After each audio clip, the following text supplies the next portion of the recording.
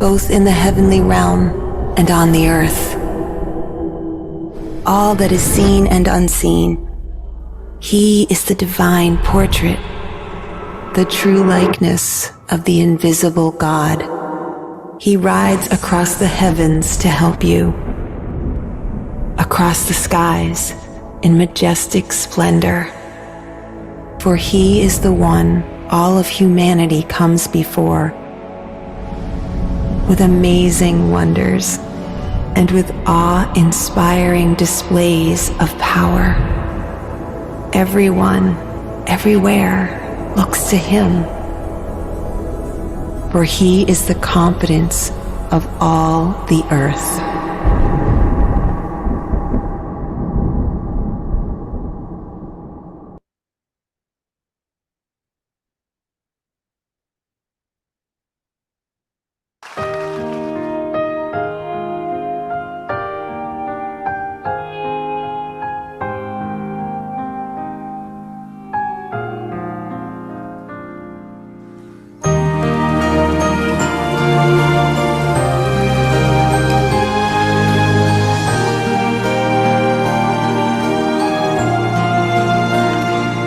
Sekalipun aku dalam lembah kelam, ku tak takut sebab kau besertaku. Sekalipun badai topan datang menerpa, ku tak gentar sebab kau di sisiku. Aku percaya berkat-Mu atasku melimpah, kebajikan, kemurahan selalu mengikutiku. Ku puji, ku sembah Kau Tuhan.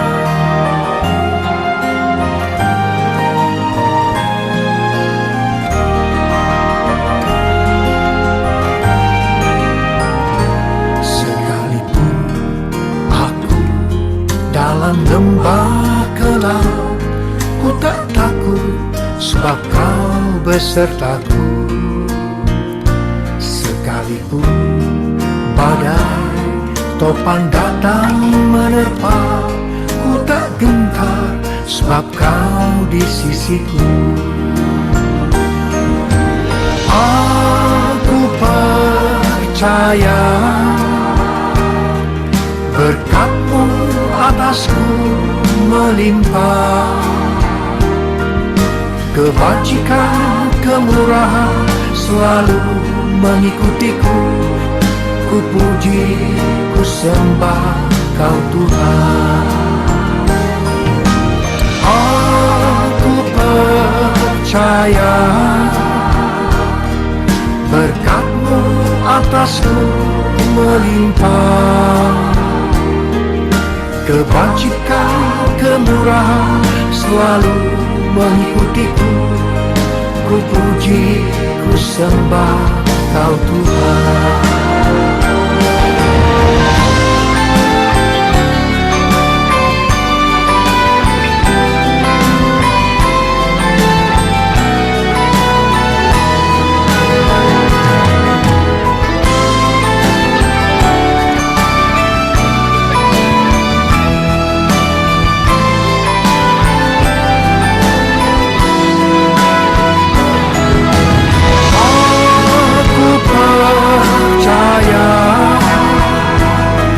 Berkat-Mu atasku melimpah, kebajikan, kemurahan selalu mengikutiku. Ku puji, ku sembah Kau Tuhan. Aku percaya berkat-Mu atasku melimpah, kebajikan, kemurahan selalu mengikutiku. Ku puji, ku sembah Kau Tuhan. Kebajikan, kemurahan selalu mengikutiku. Ku ku puji, ku sembah Kau Tuhan. Ku puji, ku sembah Kau Tuhan. Ku puji, ku sembah Kau Yesus.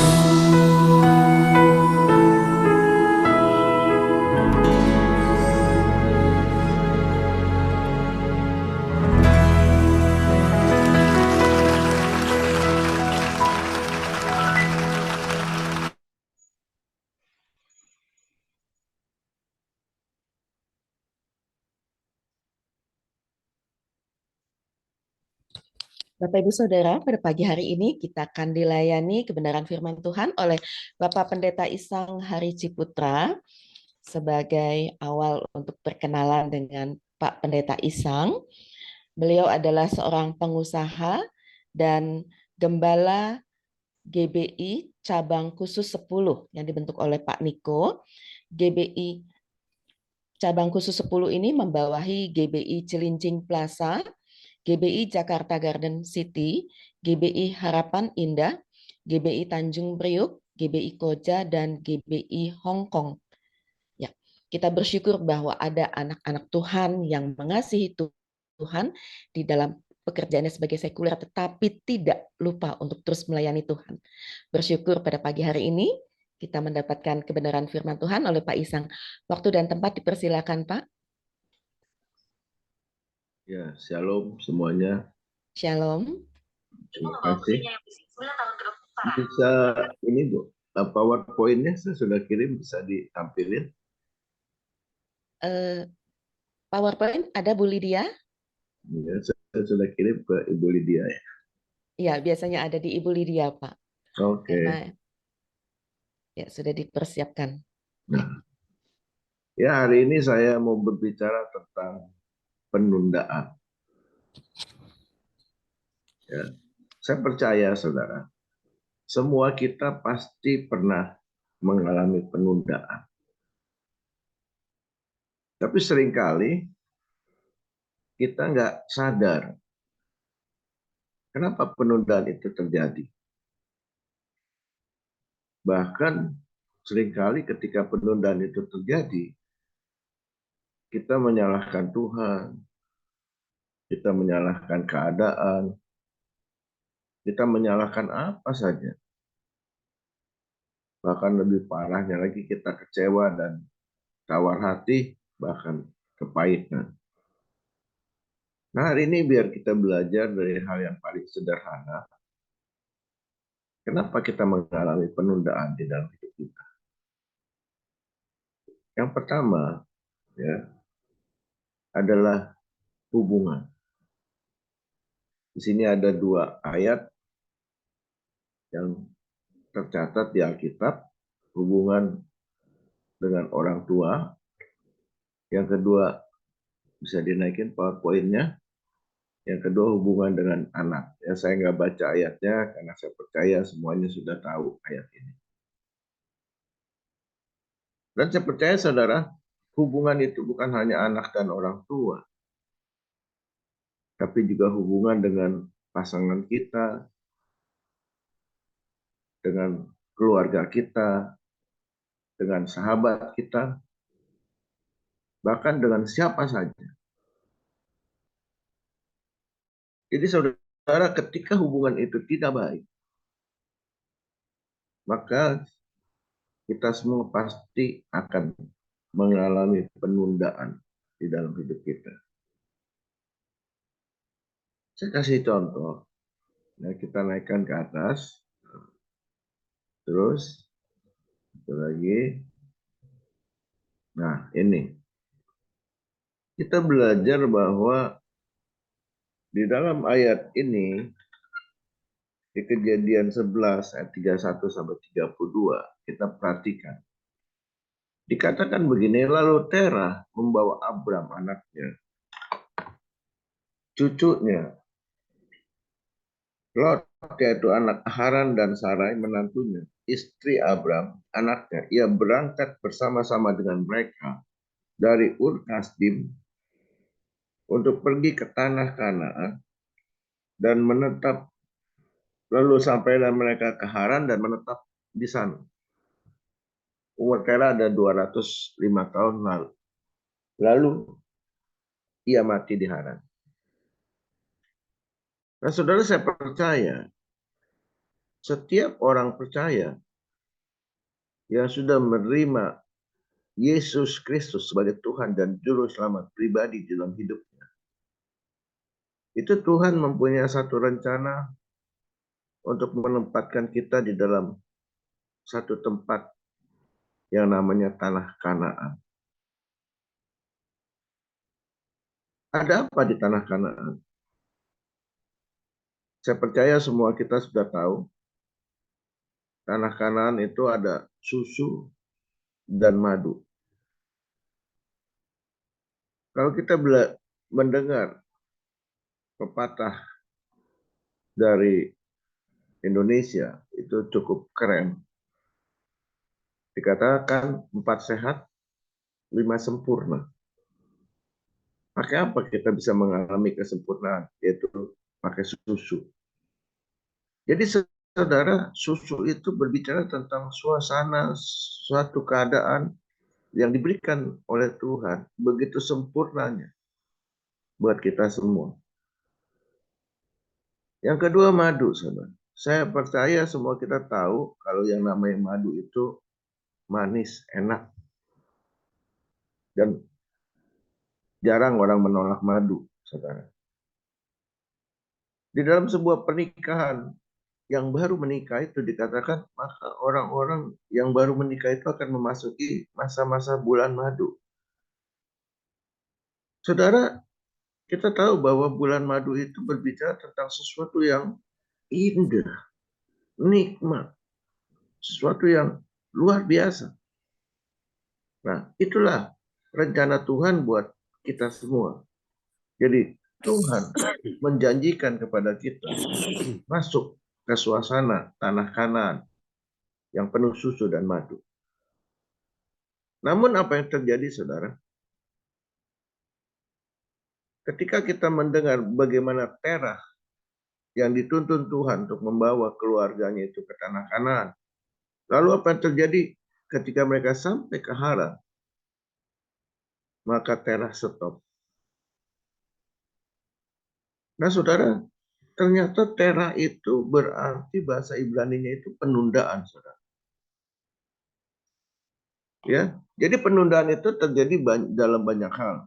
Mungkin waktu mereka sedang berjalan terjadi konflik, pertentangan. Mungkin banyak keluhan karena panjangnya, jauhnya perjalanan. Sehingga Terah menunda, saudara. Dan dia berpikir, udah stop aja di Haran. Dan dia menetap di sana. Nah, saudara, selama kita mengalami konflik, maka saudara nggak akan bisa melanjutkan perjalanan hidup kita itu masuk ke tanah Kanaan. Di sini dikatakan di ayat 32, umur Terah ada 205 tahun, lalu ia mati di sana. Nah, saudara perhatikan, mati. Artinya yang namanya penundaan itu mati. Yang namanya konflik, sakit hati, kepahitan, kesal, itu mati, saudara. Berhenti. Nah, saudara kita perhatikan next ayatnya, kita perhatikan. Tolong dinaikkan satu lagi. Nah, saudara lihat, setelah Terah mati, artinya setelah segala konflik hubungan, baik di keluarga, dimanapun juga, saudara, mati, artinya tidak ada lagi. Baru firman Tuhan kembali Tuhan berfirman kepada Abraham. Dikatakan apa? Pergilah dari negerimu dan dari sanak saudaramu dan dari rumah bapamu ini ke negeri yang akan kutunjukkan kepadamu. Jadi saudara, Tuhan itu nggak pernah lupa kepada kita semua. Tuhan itu berjanji bahwa setiap orang percaya itu pasti akan dibawa ke suasana tanah Kanaan. Dia tidak pernah lupa, dia tidak pernah lalai. Tapi saudara, kita harus matikan yang namanya konflik. Konflik hubungan. Kita harus buang jauh-jauh. Segala kepahitan, segala sakit hati. Selesaikan saudara. Ya, kalau saudara nggak selesaikan, maka terah itu, penundaan itu akan selalu hidup di dalam diri saudara. Jadi matikan. Ya, rasa tidak suka, rasa benci, kepahitan, matikan saudara. Ya, saya percaya ketika saudara mematikan semua perasaan-perasaan yang demikian, maka Tuhan akan menuntun kita masuk ke dalam rencananya yang indah. Apa sih janjinya firman Tuhan? Next, coba kita lihat berikutnya. Nah, saudara, kita belajar, kita catat saudara. Waktu Abraham keluar dari Ur Kasdim, umurnya 40 saudara. Waktu dia keluar ke Haran, umurnya 75. Saudara coba hitung, terjadi penundaan selama 35 tahun. Jadi saudara, gara-gara konflik di dalam hubungan, maka saudara, suasana tanah Kanan itu harus kita nikmati itu dengan penundaan selama 35 tahun. Saya nggak tahu, ya, saya nggak tahu apa saja yang saudara alami, ya, penundaan-penundaan apa saja yang saudara alami, seberapa lama yang saudara alami. Lalu saudara, kita membaca dengan jelas bahwa di sini dikatakan apa? Lalu pergilah Abraham seperti yang difirmankan Tuhan kepadanya dan Lot ikut bersama-sama dengan dia. Abraham berumur 75 ketika ia berangkat dari Haran. Nah, saya berdoa supaya saudara kita semua hari ini membereskan segala konflik apapun juga saudara. Jangan disimpan saudara. Buang. Ya, matikan saudara. Saudara minta sama Tuhan dengan sungguh-sungguh, Tuhan, saya nggak mau lagi menyimpan yang namanya konflik. Saya akan perbaiki semua hubungan dengan pasangan, dengan anak, orang tua, dengan keluarga, dengan siapa saja. Saudara beresin. Dan saya percaya Tuhan akan menuntun saudara kembali masuk ke suasana tanah Kanaan. Yang kedua, saudara. Next. Tadi yang pertama, penundaan terjadi karena hubungan. Sekarang yang kedua. Terus, tolong PowerPoint-nya dinaikin. Ya. Nah, kita lihat dari contoh yang kedua, Kaleb. Kaleb itu mengalami penundaan selama 45 tahun. Ya, kita baca di ayat ini, dijelaskan apa? Jadi sekarang sesungguhnya Tuhan telah memelihara hidupku seperti yang dijanjikannya. Kini sudah 45 tahun lamanya. Sejak diucapkan Tuhan firman itu kepada Musa dan selama itu orang Israel mengembara di padang gurun. Jadi sekarang telah berumur 85 tahun. Aku hari ini. Nah saudara, kita semua tahu bahwa Kaleb waktu masuk tanah Kanaan itu usianya 40 tahun. Tapi dia harus menunggu selama 45 tahun untuk mendapatkan Hebron. Nah, kenapa saudara? Kenapa? Kita sekarang evaluasi, kita belajar. Kenapa harus tertunda selama 45 tahun? Next.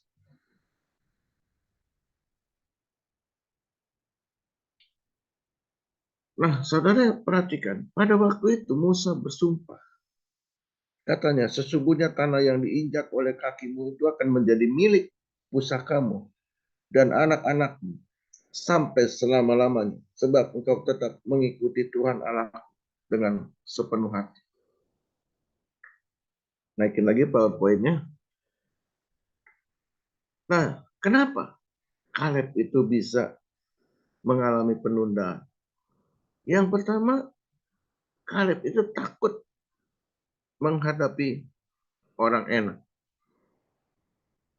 Seberapa banyak dari kita ya ketika kita mulai terpanggil menjadi orang percaya,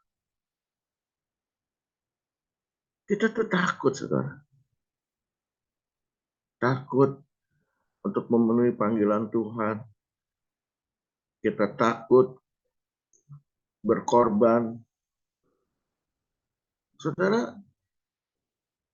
kalau kita perhatikan, kita ambil contoh Ibu Lydia yang mendirikan Anastasis. Saya berpikir begini, ini orang luar biasa. Tiap hari jam 5 pagi bikin persekutuan doa seperti ini. Saudara bisa bayangin, saudara. Jam 5 pagi itu sedang enak-enak tidur, saudara. Saya aja bilang sama Ibu Lydia waktu saya dikasih jadwal, saya bilang, Bu, tolong ingetin saya ya, bantu saya. Soalnya memang saya rata-rata itu jam 3 pagi, itu pasti bangun. Rata-rata untuk membuat renungan firman untuk saya bagikan setiap hari. Tapi setelah selesai, jam 3, jam 4, selesai, saya tulis renungan, lalu saya tidur lagi, saudara. Jadi jam 5 pagi itu pasti saya tidur lagi. Kan saya baru bangun lagi kira-kira jam 6 atau jam 7. Makanya hari ini saya jam 4, saya hidupin beker. Saya udah bersiap-siap walaupun saya sedikit teler-teler ngantuk gitu kan. Saya bilang, enggak, saya hari ini dijadwal. Saya harus komit untuk melayani. Nah, ini hanya untuk sehari saja, saudara. Saya sudah harus membuat persiapan sedemikian rupa. Coba saudara bayangkan Ibu Lydia ini setiap hari ya dengan timnya gitu. Nah, seringkali kita takut untuk berkorban. Yang kedua, takut malu, takut gagal, takut kalah, bahkan takut tersinggung, saudara. Seberapa banyak dari kita ketika kita dipanggil untuk melayani Tuhan, waduh, segala macam takut itu timbul. Ya, segala macam rasa takut itu timbul. Nah, kalau kita renungkan, saudara, orang yang seperti ini sebenarnya adalah orang yang sombong, saudara, tinggi hati. Sebenarnya rasa takut itu bisa kita kalahkan dengan kerendahan hati. Kita bilang sama Tuhan, Tuhan, sesungguhnya saya nggak mampu. Saya nggak sanggup. Tapi biarlah kehendak-Mu saja yang boleh jadi, bukan kehendak saya. Seringkali kita merasa kita kuat, kita hebat. Sehingga tanpa sadar, kita nggak mau, saudara. Nggak mau memenuhi panggilan Tuhan. Saudara, coba kita belajar dari Musa. Ketika Musa dipanggil oleh Tuhan, untuk apa? Untuk memimpin bangsa Israel keluar dari Mesir. Kita lihat, saudara. Apa yang diucapkan oleh Musa? Bermacam-macam alasan. Musa bilang, mulai dari nggak bisa, nggak sanggup, nggak bisa ngomong. Sampai akhirnya Tuhan marah, saudara. Sampai Tuhan bilang gini, apa yang ada di tanganmu? Tongkat, Tuhan. Tongkat itu kan bisa juga berbicara satu alat, satu kesombongan, satu kemampuan. Tuhan bilang, lemparin tongkatmu. Nah, saudara, hari ini, ayo saudara, segala macam perasaan-perasaan yang nggak benar itu, lemparin, saudara. Pokoknya bilang begini aja, Tuhan, memang saya nggak mampu, memang saya nggak sanggup, tapi saya percaya bersama Tuhan, saya pasti sanggup. Terus PowerPoint-nya, nah, saudara perhatikan. Terus dinaikin PowerPoint-nya satu. Nah, setelah, ya, perhatikan, setelah Kaleb sadar, saudara, Tapi setelah 45 tahun loh. Ya bayangin. 45 tahun baru sadar. Baru dia ngomong gitu. Oleh sebab itu berikanlah kepadaku pegunungan yang dijanjikan Tuhan pada waktu itu. Sebab engkau sendiri mendengar pada waktu itu bahwa di sana ada orang enak dengan kota-kota yang besar dan berkubu. Mungkin Tuhan menyertai aku sehingga aku menghalau mereka seperti yang difirmankan Tuhan. Bayangin saudara. Setelah 45 tahun baru ngeh gitu. Baru ngeh. Kenapa dia ngeh? Nah ini saudara. Naikin satu lagi. Naikin PowerPoint-nya. Kenapa dia ngeh? Mungkin saudara. Ya mungkin. Saya katakan mungkin. Ya. Waktu umur 40 dia belum punya kebutuhan. Mungkin masih belum berkeluarga, belum punya anak. Ya seberapa banyak dari kita ketika kita dipanggil untuk melayani Tuhan, kita bilang gini, enggak, apa sih untungnya gue melayani Tuhan? Gue nggak dapat apa-apa. Jadi kita cuek aja, saudara. Karena kita merasa kita nggak butuh Tuhan. Kita nggak butuh sesuatu yang ekstra dalam hidup kita. Jadi kita nggak mau. Banyak saudara saya lihat. Padahal kalau kita renungkan, firman Tuhan bilang gini, jadikanlah semua bangsa muridku. Berapa banyak saudara orang percaya hanya bertahan jadi jemaat. Nggak mau jadi murid. Kenapa? Karena kalau murid itu harus bayar harga. Jadi hanya mau jadi jemaat. Nggak mau terikat, saudara. Nah, terus juga ada juga tipe orang yang nggak mau menabung. Nggak mau membuat satu rencana. Tidak mau mikir untuk masa depan. Hidupnya tanpa perencanaan. Kan ada firman Tuhan bilang, kebutuhan hari ini cukup untuk hari ini. Ngapain mesti mikir-mikir gitu. Nah, saya katakan bahwa pandangan dan pikiran seperti itu keliru karena firman Tuhan yang diberikan itu bukan untuk hal yang ini, itu hanya untuk supaya kita tuh tidak terlalu khawatir dalam menjalani hidup ini. Jadi jangan firman Tuhan itu jangan dipotong-potong sepotong-sepotong, saudara. Firman Tuhan itu saling melengkapi. Ayat demi ayat itu kalau kita hubungkan itu saling melengkapi. Kalau kita baca di Alkitab sekarang, di dalam handphone kita, itu ada konfirmasinya, saudara. Kalau zaman dulu mungkin kita harus buka-buka buku di Alkitab, lebih susah dari konfirmasinya. Tapi kalau sekarang, saudara, luar biasa. Kemudahan-kemudahan itu sudah diberikan. Sehingga kita bisa connecting firman Tuhan yang satu dengan firman Tuhan yang lain. Supaya apa? Supaya kita bisa mengerti secara lengkap pengertiannya. Jadi tidak sepotong-sepotong. Banyak dari kita kalau membaca Alkitab, yang kita ambil itu yang cocok aja sama perasaan kita. Kalau yang rasanya bertentangan, kita lewatin, saudara. Nah ini yang saudara. Supaya apa?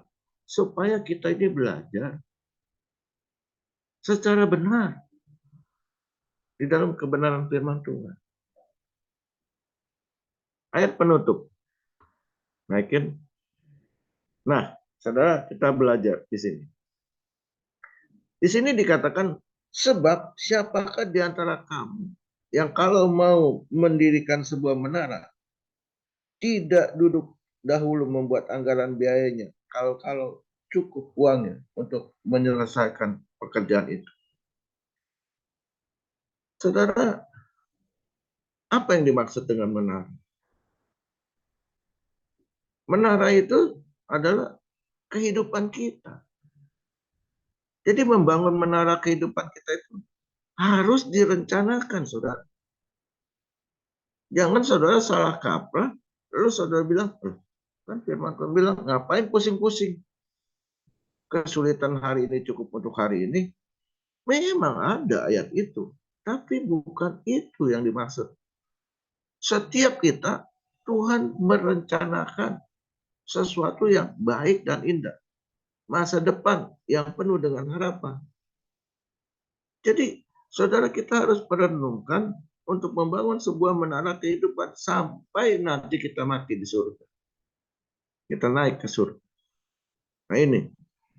Jadi jangan sampai di masa tua kita akhirnya nyusahin orang dan banyak, bahkan baru semalam saya lihat di grup para hamba Tuhan itu yang nyari rumah jompo. Ya maafkan saya bukannya anti sama mereka, tapi saya yakin orang-orang yang seperti ini tidak merencanakan masa tuanya. Jadi saudara, hidup itu bukan singkat, bukan satu kebetulan. Tuhan mau supaya kita membangun menara-menara kehidupan kita dengan persiapan demi persiapan. Supaya apa? Supaya hidup kita menjadi berkat, bukan menjadi beban buat orang lain. Amin. Kita berdoa. Tuhan Yesus, terima kasih. Biar pagi ini kami semua merenung apa yang sudah terjadi di dalam hidup kami. Kalau selama ini kami sering kecewa, kami sering tawar hati, bahkan putus asa. Karena kami melihat kenapa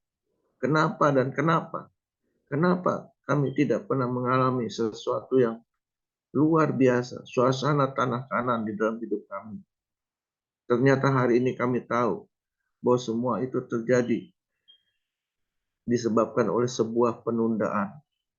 Dan penundaan itu bukan karena Engkau, Tuhan. Juga bukan karena perbuatan setan, tapi karena perbuatan kami sendiri. Kami yang menjadi sumber penundaan itu. Ampuni kami ya Tuhan. Biar pagi ini kami bertobat. Kami akan matikan segala kebencian, sakit hati, kepahitan, bahkan rasa malas yang selama ini membuat kami terikat. Kami mau dimerdekakan oleh Engkau. Jadikan kami Tuhan, hamba-hamba-Mu yang taat, setia, dan melakukan firman-Mu. Kami percaya Tuhan, hari ini juga kami sudah berada di dalam suasana tanah Kanaan. Terima kasih Tuhan, berkati Ibu Lydia dan tim yang sudah begitu luar biasa, begitu setianya. Dia mengambil bagian yang diperintahkan oleh-Mu kepadanya. Berkati Tuhan persekutuan doa Anastasia ini. Kami percaya Tuhan, melalui persekutuan doa ini, banyak orang dipulihkan hidup. Terima kasih Tuhan Yesus. Terima kasih Roh Kudus di dalam nama Yesus. Haleluya. Amin. Silakan Bu Lina. Terima kasih kepada Pak Isang yang sudah menyampaikan kebenaran firman Tuhan pada pagi hari ini. Kita semua diingatkan, mungkin tidak pernah terfikirkan oleh kita. Kalau saya baru, oh iya ya, betul sekali. Yang disampaikan oleh firman Tuhan pada pagi hari ini. Bahwa kenapa kita tidak bisa masuk ke dalam Kanaan yang tanahnya penuh dengan susu dan madu. Karena kita masih punya penundaan-penundaan dan hari ini kita diajarkan untuk menyelesaikan semuanya supaya penundaan ini tidak terus berlanjut tetapi kita bisa melangkah masuk ke tanah Kanaan seperti yang Tuhan inginkan. Terima kasih untuk firman Tuhan yang luar biasa pada pagi hari ini dari Pak Isang. Masih ada waktu Pak Isang, boleh kami melakukan diskusi untuk kebenaran firman Tuhan. Mungkin ada yang mau sharing atau mau bertanya. Silakan. Silakan. Ya. Silakan Bapak Ibu yang akan bertanya atau mendiskusikan. Oh, Pak Alex dari Manado. Silakan Pak Alex. Iya, baik. Terima kasih Ibu Lina. Ya, Pak. Ya, Shalom Pak Pendeta, Pak Isang. Ya, shalom juga. Ya, terima kasih untuk firman di hari ini yang luar biasa yang sudah disampaikan kepada kami untuk menjadi sebuah perenungan dalam rangka bagaimana kita melihat diri kita, seberapa jauh kita bisa melihat diri kita dalam hal menyelaraskan dengan firman Tuhan. Apa yang tadi dijelaskan memang itu menjadi sebuah tanda tanya bagi kami atau bagi saya sendiri, karena saya melihat bahwa proses ketika janji Tuhan itu tergenapi kepada kita, maka ada proses yang harus dilalui, harus ada proses. Tentu dengan apa yang tadi dipaparkan oleh Pak Pendeta tadi terkait dengan Abraham, Kaleb, dan lain-lain itu, sebenarnya yang kita lihat adalah titik startnya. Karena janji Tuhan itu seperti tadi disampaikan dalam doa, penundaan itu bukan karena Tuhan. Penundaan itu bukan karena iblis, tetapi karena kita sendiri. Ya, dengan demikian kita belajar dari apa yang dilakukan oleh Abraham maupun Kaleb, Yosua dan sebagainya. Maka kita harus melihat bahwa proses awal ketika janji Tuhan itu tergenapi, itu harus kita keluar, Pak. Kita keluar. Ini kata keluar, Pak. Bangsa Israel ketika janji Tuhan, mereka akan memiliki tanah Kanaan itu, maka mereka harus keluar dari Mesir dulu. Keluar dari Mesir. Kemudian Abraham, ketika janji Tuhan tergenapi kepada dia harus keluar dari Mesopotamia, harus meninggalkan berhala. Maka janji Tuhan itu tergenapi. Kita bisa melihat perjalanan bangsa Israel ketika keluar dari tanah Mesir, mereka mengalami 3 proses, Pak. 3 proses. Pertama, pembenaran. Proses pembenaran ini mereka dikeluarkan dari Mesir. Di dalam perjalanan, kenapa sampai 40 tahun? Karena mereka harus mengalami satu peristiwa lagi yang namanya pengudusan. Sehingga di dalam perjalanan 40 tahun itu, orang Israel yang keluar dari Mesir itu semua meninggal. Yang masuk ke tanah Kanaan hanya Kaleb dan Yosua. Mereka tiba di Kades Barnea, di situ merupakan hitam dan putih. Lalu kemudian yang ketiga, mereka harus menyeberang Sungai Yordan untuk sampai ke tanah Kanaan. Itu pertanda bahwa harus dibaptis, harus tinggalkan semua hal-hal yang melekat di dalam diri kita. Oleh karena itu, barangkali yang lebih disorot, kita harus melihat diri kita, Pak. Apakah kita sudah memulai dari awal atau tidak ini?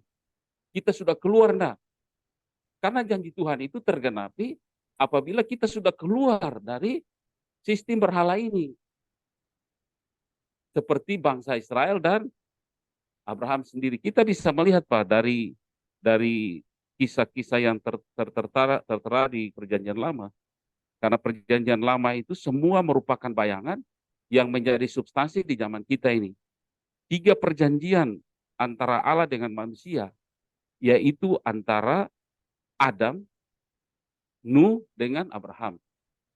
2 perjanjian antara Adam dan Nuh itu perjanjian bersyarat. Sedangkan perjanjian dengan Abraham itu tidak bersyarat.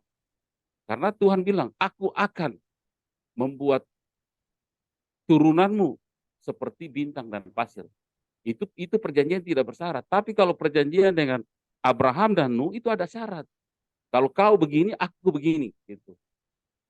Jadi di dalam proses ini kita bisa melihat tokoh Abraham ini. Itu menjadi perenungan kita. Apakah kita sudah keluar atau tidak dari sistem yang menyesatkan ini, atau itu tergantung kita lah. Jadi bukan persoalan kita mau melihat diri kita, tapi kita harus keluar dulu, Pak. Keluar dari Mesopotamia, keluar dari Mesir. Itulah berhala itu. Maka janji-janji Tuhan itu akan tergenapi. Mungkin itu Pak Isang yang bisa saya sampaikan. Terima kasih. Tuhan memberkati. Silakan Pak Isang, boleh ditanggapi. Ya, sebetulnya firman Tuhan itu bisa dibikin ribet atau dibikin sederhana, itu tergantung kita. Iya.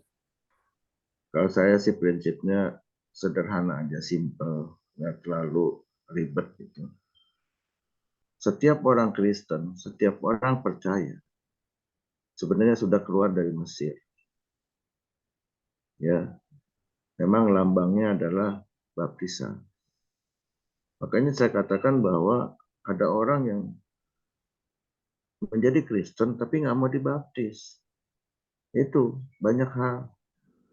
Ya, karena kenapa nggak mau dibaptis? Kita semua tahu bahwa baptisan itu adalah tanda pertobatan. Setiap orang harus punya tanda pertobatan. Nah, seperti kita sekarang, kita penduduk DKI Jakarta, kita punya kartu tanda penduduk. Jadi baptisan itu adalah kartu tanda pertobatan. Jadi setiap orang yang menjadi Kristen itu sebetulnya sudah keluar dari Mesir. Keluar dari Mesir, nah perjalanan di padang gurun itu kenapa bisa sampai 40 tahun? Nah itu juga penundaan. Kalau kita pelajari dengan baik, perjalanan dari Mesir ke tanah Kanaan, ke tanah perjanjian itu, mungkin kalau kita jalan kaki gitu kan, jalan kaki ditelusuri, itu paling juga sebulan sampai. Kenapa mesti jadi 40 tahun? Dan ada ayat yang bilang begini, Tuhan sengaja membuat bangsa Israel berputar-putar karena mereka takut berperang. Berperang itu ya tadi mengalahkan perasaan benci. Karena benci, sakit hati, kepahitan, kesel, tersinggung. Itu satu peperangan, saudara. Bisa nggak kita senyum sama musuh-musuh kita, sama lawan-lawan kita? Itu peperangan, saudara. Ya, jadi firman Tuhan itu menurut saya simple aja. Simple aja. Saya percaya semua orang Kristen itu sudah keluar dari Mesir. Ya, kita semua yang ada di tempat ini sudah keluar dari Mesir. Kita bukan ada di Mesir lagi. Cuman ada orang yang punya KTP-nya itu, kartu tanda pertobatan, ada orang yang belum. Kenapa? Dia tunda-tunda, baptisan aja ditunda-tunda. Entar dulu deh, entar dulu, mau pasti dulu. Nah itu juga banyak hal. Gitu. Jadi kekristenan itu simple aja. Kalau saya sih mengajar jemaat saya simple gitu, nggak terlalu rumit karena saya juga bukan lulusan sekolah Alkitab. Saya ini hamba Tuhan Kejadian, bukan hamba Tuhan Keluaran. Ya, jadi ada dua, ada hamba Tuhan Keluaran sekolah Alkitab, pengajarannya tinggi gitu. Kalau saya cuma Kejadian gitu. Saya adalah seorang bisnismen yang tiba-tiba jadi pendeta gitu. Ya, itu saja sih. Tuhan berkati. Ya, terima kasih Pak Isang. Waduh, istilah baru nih. Pendeta kejadian atau keluaran ya. Ya, tapi betul seperti yang Pak Isang katakan, saya juga setuju bahwa kita sebagai orang Kristen sudah keluar. Justru karena kita sudah keluar, harusnya kita sudah masuk satu tempat ya Pak, yang disebut Betul. dengan Kanaan. Nah, ini kita kenapa masih ada di jalan nih, belum sampai ke Kanaan? Ya, itu yang dikatakan oleh Pak Isang bahwa karena masih ada yang penundaan-penundaan tersebut. Penundaan ini harus diselesaikan supaya kita bisa masuk ke dalam tanah Kanaan. Begitu ya Bapak Ibu. Ada lagi yang mau mendiskusikan? Ada lagi? Mungkin Ibu Lina, Ya, eh, Pak Alex? saya tambah sedikit dulu.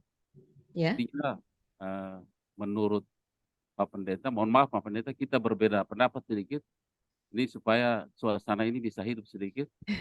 Eh, kita berbeda Pak, kita berbeda pendapat. Yang tadi Bapak katakan bahwa semua orang Kristen sudah keluar dari Mesir. Kalau saya tidak Pak, tidak. Kenapa demikian? Kalau semua orang Kristen sudah keluar dari Mesir, pertanyaannya di mana gereja mula-mula itu Pak? Di situ yang harus kita lihat. Gereja mula-mula itu di mana? Sebab gereja mula-mula itulah merupakan Kanaan. Tetapi dalam perjalanan kita keluar lagi dari gereja Kanaan itu. Itu yang perlu direnungkan. Makanya karena kita sudah keluar dari Kanaan itu, maka Tuhan membentangkan 7 jemaat di kitab Wahyu. Lebih parah lagi di kitab Wahyu 3, jemaat Laodikia. Itu parah, Pak. Oleh karena itu kalau statement bilang orang Kristen sudah keluar dari Mesir, belum, Pak. Belum. Kita sudah keluar awalnya, masuk di Kanaan, yaitu gereja mula-mula, tapi kita keluar lagi. Kita keluar. Lalu muncul ini denominasi gereja banyak-banyak ini. Itu yang harus dipikirkan, Pak. Supaya kita harus keluar dulu, sehingga janji-janji Tuhan itu tergenapi. Demikian, Pak. Terima kasih. Aduh, ini orang. Simpel aja, Pak. Ya, simpel aja. Sekarang gini, Pak. Kenapa kita kehilangan kasih mula-mula? Kenapa gereja itu tidak seperti gereja mula-mula? Contohnya aja gini, Pak. Kita nih sekarang berkumpul nih di persekutuan doa ini. Ya kan? Kita berkumpul di persekutuan doa ini, Bapak dan saya tadi katakan beda pendapat. Nah itu yang terjadi Pak di gereja. Waktu kita mula-mula, punya kasih mula-mula. Kenapa? Karena kita masih belum konflik, Pak. Kita masih belum konflik. Kita masih seia sekata. Maka waktu kita memuji menyembah Tuhan, kita tuh sepakat. Ada kesatuan hati. Waktu kita memuji menyembah Tuhan, ada kesatuan hati, ada unity.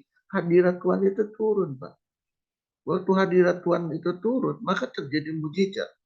Makanya gereja mula-mula, gereja yang punya kasih mula-mula.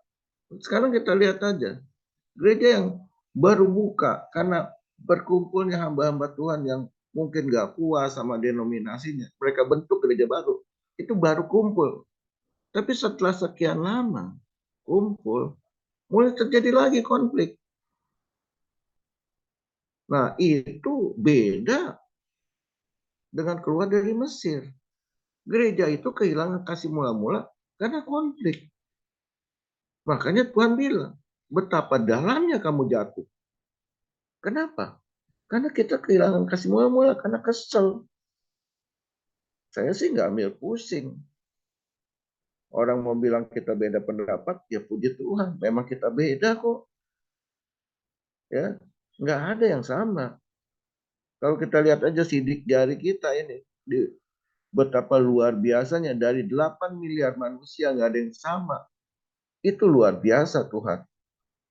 Kenapa kita beda? Supaya kita saling melengkapi.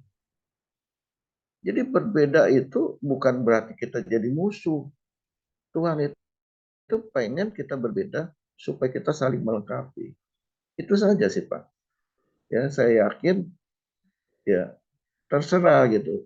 Pendapat Bapak, pendapat saya nggak jadi masalah. Tapi biar pagi ini semua kita jadi bisa merenung. Bukan soal benar atau salah, bukan soal menang atau kalah. Nggak ada. Kita ini sama-sama satu tubuh Kristus. Kita saling melengkapi dan saya berdoa supaya pandangan Bapak itu adalah pandangan yang benar di hadapan Tuhan. Ya kalau umpamanya ada kekeliruan, yaitu Bapak nikmatin sendiri. Kalau saya punya pandangan sendiri. Dan itu yang saya pikirkan dan selama ini saya merasakan bahwa kasih karunia itu berlimpah-limpah di dalam hidup saya. Saya bisa melayani Tuhan, bahkan saya bisa berbisnis di dalam banyak perusahaan saya. Itu kasih karunia. Itu aja Pak. Ya, Tuhan berkati. Terima kasih Pak Isang untuk diskusinya. Mantap banget. Iya. Berbeda itu untuk saling melengkapi. Persis. Setuju banget. Makanya katanya Pak, kemarin kami sempat diskusi adik kakak, kenapa sih laki-laki harus menikahnya dengan perempuan? yaitu mereka harus berbeda untuk saling melengkapi. Kalau sama dengan laki-laki atau sama dengan perempuan menikahnya, itu bukan. Ya betul, Gitu nggak ya, ada Pak? buahnya, Bu. Nggak ada Betul. buahnya. Iya, Nggak ada buahnya, nggak ada anaknya, Bu. betul. Jadi Jadi arti berbeda itu supaya berbuah. betul sekali, Pak. Jadi saya setuju dengan Bapak katakan. Berbeda itu adalah untuk saling melengkapi. Karena Tuhan sudah jadikan kita seperti itu untuk menjadi lebih baik. Terima kasih untuk segala firman Tuhan, untuk setiap diskusi yang disampaikan, membuka wawasan kita lagi untuk terus bertumbuh di dalam kebenaran firman Tuhan.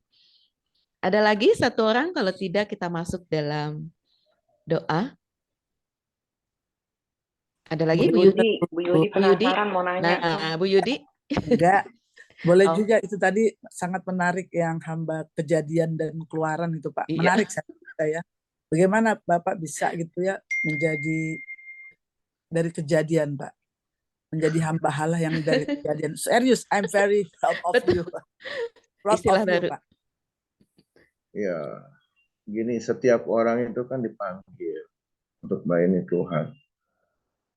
Ya, semua orang dipanggil untuk melayani Tuhan. Nah, kadang-kadang kan begini.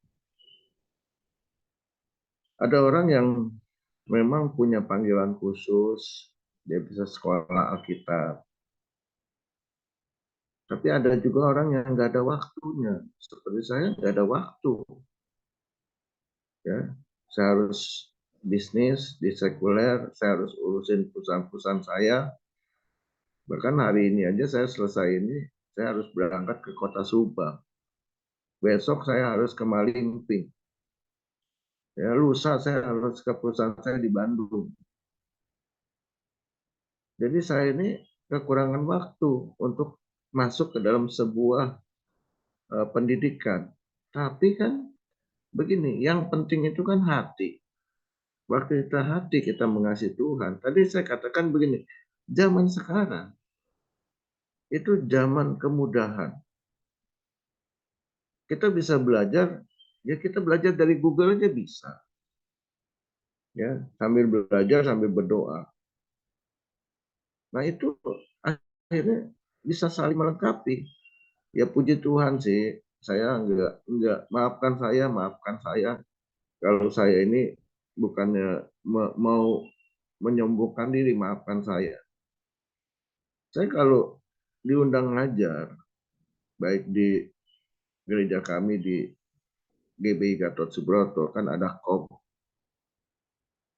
Itu puji Tuhan sampai hari ini murid-murid saya itu yang saya ajar itu puas gitu. Puas. Kenapa? Karena saya ini otodidak. Jadi saya belajar dan saya praktek. Saya yakin semua orang bisa. Ya, semua orang bisa. Kalau kita lihat orang-orang sukses, kayak Om Lim Sulyong, itu cuma lulusan SD. Ya, cuma lulusan SD, tapi bisa jadi konglomerat. Otodidak. Terus teman istri saya lagi TW, Tommy Winata, itu maaf ya, bukannya saya mengecilkan. Beliau itu cuma sampai SMP di pintu air. Tapi kok jadi konglomerat? Ya, jadi pendidikan itu bukan hanya di sekolah, tapi pendidikan itu bisa di segala tempat. Makanya kita jangan minder, jangan rendah diri, karena kita merasa, oh saya ini nggak berpendidikan, nggak punya gelar. Santai aja. Kalau saya sih, hidup yang saya jalani, saya santai aja, relax aja. Orang mau ngomong apa, saya punya pepatah begini, anjing menggonggong, gue jalan terus. Gitu, ya. Kapila kan jalan terus gitu, nggak peduli sama apa kata orang. Yang penting apa? Apa kata Tuhan. Kenapa? Karena firman Tuhan bilang, aku melihat buah. Jadi kita mau ngomong apapun juga, yang Tuhan lihat itu buahnya. Amin. Saudara mau pintar ngomong kayak gimana juga, lihat aja buahnya. Ya, Amin. kalau buahnya banyak, bagus, berarti saudara sudah berada di dalam jalan yang benar. Itu saja. Jadi nggak usah dipusingin. Apa kata orang? Kalau kita pusingin komentar komentar orang, waduh ada ribuan, bahkan ratusan ribu orang ngomong. Saya juga dikomentarin sama orang, banyak banget. Tapi saya cuek aja, saya bilang gini, oh, udahlah lu mau ngomong apa, masa bodoh. Yang penting gue cuma dengerin apa kata Tuhan. Ya, Amin. jadi kita bebas, kita merdeka. Jadi kalau kita terpengaruh, maka kita jadi ganjelan. Nah itu akan terjadi penundaan. Penundaan. Ya itu saja. Ya Tuhan berkati. Iya, betul Pak. Terima kasih. Terima Ada kasih, Pak. Ibu Lydia yang mau bertanya. Angkat tangan. Silakan Pak, Bu Lydia. tadi kan Pak Isang bilang saya ini pendeta kejadian dalam arti kejadiannya. Nah, saya juga sama nih Pak. Pak Tony Arif itu pendeta kejadian. Dia basicnya pengusaha, tapi terpanggil menjadi pendeta melayani Tuhan. Nah, bagaimana Pak Isang membagi waktu antara pekerjaan sekuler Bapak yang begitu padat dengan pelayanan Bapak? Satu note dari saya, kadang-kadang ini Pak, pendeta-pendeta yang sekolah teologi, yang pendidikan jebolan teologi, itu terlalu teoritis Pak. Mereka kurang dalam adaptasi pengalaman hidup sehari-hari. Teoritis, Alkitab mulu. Sedangkan kalau pendeta kejadian yang kayak Bapak ini, bisa menyeimbangkan antara sekuler dan teologi. Kadang-kadang nggak terlalu perfeksionis. Oh, harus firman gini-gini. Tapi beradaptasi gitu loh Pak. Jadi saling melengkapi antara pekerjaan sekuler dan firman melayani ini diseimbangkan. Jadi menurut saya cenderung lebih orang yang, oh ini yang bisa menyeimbangkan, bukan cuma teori doang. Nah, saya minta masukan juga dari Pak Isang. Bagaimana Bapak selama ini menyeimbangkan gitu Pak? Kadang-kadang kan berbeda juga nih Pak, sekuler sama pelayanan firman tuh kadang-kadang ujung sama ujung gitu loh Pak. Demikian Pak. Ya. Nah, kalau kita belajar dari Rasul Paulus, itu Rasul Paulus dikatakan dia itu berbicara itu bukan hanya di tempat ibadah, ya di pasar-pasar. Pasar itu kan berbicara marketplace. Karena banyak orang yang omong doang. Ngomongnya pinter, penguasaan firmannya pinter, tapi kehidupannya nggak nyata. Contoh saya di Bandung, saya join sama Pak Haji. Saya beli pasar induk Gede Bage. Itu di Bandung. Saya join sama Pak Haji. Pak Haji itu pensiunan mantan korem, kolonel. Saudara tahu, waktu saya beli pasar itu teman-teman saya komen, lu gila ya beli pasar itu. Itu daerah hijau, tau nggak? Itu daerah hijau dan gawat. Dan betul saudara, premannya banyak.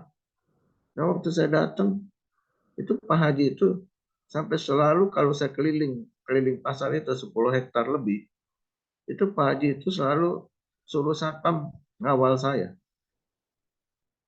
Kenapa? Karena Pak Haji itu takut gitu, saya diapa-apain gitu. Tapi saya enjoy aja. Saya bilang, Pak Haji santai aja. Saya sama preman berteman, saya sama penjahat-penjahat saya berteman, saya ngobrol sama mereka, saya bercanda. Dan saya selalu bilang gini, saya ini orang Kristen loh. Dan puji Tuhan, saudara, sampai hari ini, saya disayang sama mereka. Bahkan sampai Pak Haji itu seringkali sharing, ditanya, Pak, ini soal Nabi Isa gimana, soal apa? Saya cari Al-Quran. Saya belajar, saya tanya teman-teman saya yang tokoh-tokoh yang basicnya dari Muslim. Saya pelajari itu. Saya cerita sama dia. Ya puji Tuhan, saudara. Perilakunya berubah. Kehidupannya berubah. Nah, jadi menjadi saksi Kristus itu bukan hanya teori, tapi praktek. Saya banyak teman, bupati, wali kota, gubernur. Saya berteman di mana-mana. Saya ngomong, saya bicara. Saya bilang begini sama mereka. Pak, kalau Bapak punya kesempatan, Mungkin Bapak kepengen ya mendapatkan uang. Tapi saya bilang begini, sebenarnya peluang itu banyak Pak, tanpa harus korupsi. Saya selalu ngajarin mereka. Contohnya saya bilang gini, Bapak kasih saya aja proyeknya, nanti saya sisihin dana dari keuntungan buat Bapak. Saya fair, karena saya merasa dibantu sama Bapak. Saya begitu ngomong sama mereka. Dan puji Tuhan, saudara, orang-orang tersebut akhirnya, iya benar juga, buat apa saya korupsi? Nggak usah korupsi, saya bilang, itu merugikan uang rakyat. Dan Bapak beresiko tinggi, saya bilang. Kalau kena OTT, saya bilang, Bapak masuk penjara, habis Pak. Saya mengajarkan mereka untuk hidup benar. Tapi di dalam kebenaran itu saya ajarkan bagaimana caranya supaya kita benar. Saya bilang, peluang itu banyak Pak. Ya, peluang itu banyak. Nah ini, jadi kita belajar berbicara tentang kebenaran. Saya diterima. Bahkan sama kelompok-kelompok garis keras, saya bisa bergaul sama mereka, saya bisa main sama mereka, saya bisa makan bareng sama mereka.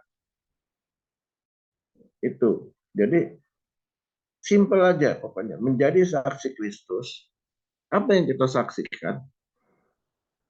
Yaitu kehidupan kita. Jangan pinter ngomong soal Tuhan. Ya, jangan pinter. Kalau kita pinter ngomong soal Tuhan, tapi perbuatan kita jauh daripada kenyataan, maka saudara sebenarnya sedang menghujat Tuhan. Amin. Amin. Itu saja. Tuhan berkati. Amin. Ditambah lagi tuh Bu Lydia. Ya, jadi kita terus harus bertumbuh dengan lebih baik lagi. Kalau kita jadi emas, dimanapun kita akan harus jadi emas. Kalau kita jadi anak Tuhan, dimanapun kita harus terus menyatakan Amin. kasih Tuhan. Sekalipun kita bergaul dengan orang-orang yang berbeda, tetapi kita harus menyatakan bahwa saya orang Kristen yang mengasihi Tuhan, dan Tuhan katakan dalam Alkitab, biarlah kebaikan hatimu dilihat oleh semua orang, dirasakan oleh semua orang. Begitu ya Pak Isang ya, yang banyak bergaul dengan begitu banyak orang dengan berbagai pangkat dan jabatan. Tapi tetap Pak Isang memegang iman teguh di dalam Kristus. Karena sudah waktunya kita akan masuk dalam doa syafaat, setelah itu kita akan doa Bapa kami bersama dan diakhiri dengan doa berkat oleh Pak Pendeta Nathan. Mari Bapak Ibu Saudara kita berdoa.